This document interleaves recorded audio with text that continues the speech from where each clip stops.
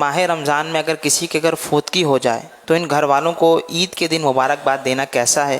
کیا یہ لوگ اپنے گھر پہلی عید کی خوشیاں نہیں منا سکتے؟ تو عید کی مبارکباد دینا یا عید کی خوشی کرنا، تو یہ ویسے عید کی خوشی کا تعلق یہ ان اموات سے نہیں ہے.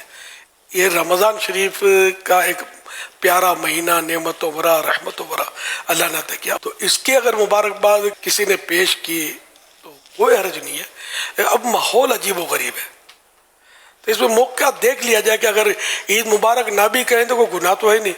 اب عید کے مبارک دیں اور وہ مطلب بہت غمزدہ اور اس کو کچھ اور سمجھ نہ پڑے اور ناراض ہو جائے اور آپس میں نفرت کا کچھ سلسلہ ہو تو پھر سکوت کرے. ہاں، اور کیا کر سکتا ہے، ورنہ مبارکباد دینے میں حرج نہیں ہے. اصل مسئلہ کہ لوگ اس کو مبارکباد کو سمجھتے نہیں ہیں. یہ دعا ہے مبارکباد کہ آپ کو اللہ پاک عید کی برکتیں نصیب کرے. اگر آپ یہ اردو میں بولو گے نا، ان کو جن کے یہاں بھلے لاش رکھی ہوئی ہے، اللہ آپ کو صبر عطا فرمائے، اللہ پاک آپ کو آج کے مبارک کے دن عید کی برکتیں نصیب فرمائے، اللہ آپ کو مطلب یہ کہ سکون بخشے. یہ دعا میں یہ بول جاؤ گے نا تو اس کو سمجھ نہیں پڑے گی. اس کو الگ یہی مبارکباد ہے.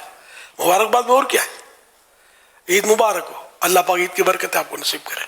شادی مبارک ہو، شادی کی اللہ پاک آپ کو برکتیں نصیب فرمائے. موقع دیکھ کر ہی مبارکباد دینی ہے. خامخواہ ایسا نہ ہو کہ وہ علم کی کمی کی وجہ سے کسی کو کوئی برا لگ جائے. یہ برا لگنا یہ خراب ہے.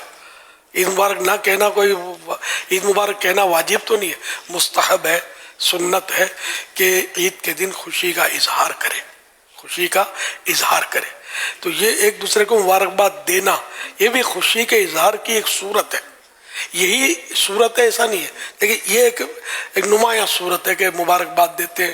پھر ہمارے یہاں گلے ملنے کا بھی رواج ہے عید کے دن بھی، اچھا مسلمانوں میں رائج ہے، وہ اچھا کام ہے. یہ بھی ہاتھ ملاتے ہیں گرم جوشی کے ساتھ، تو عیدی دیتے ہیں، تحفے دیتے ہیں، اچھی بات ہے. مطلب یہ کہ ایک خوشی کا اظہار سنت ہے عید کے دن.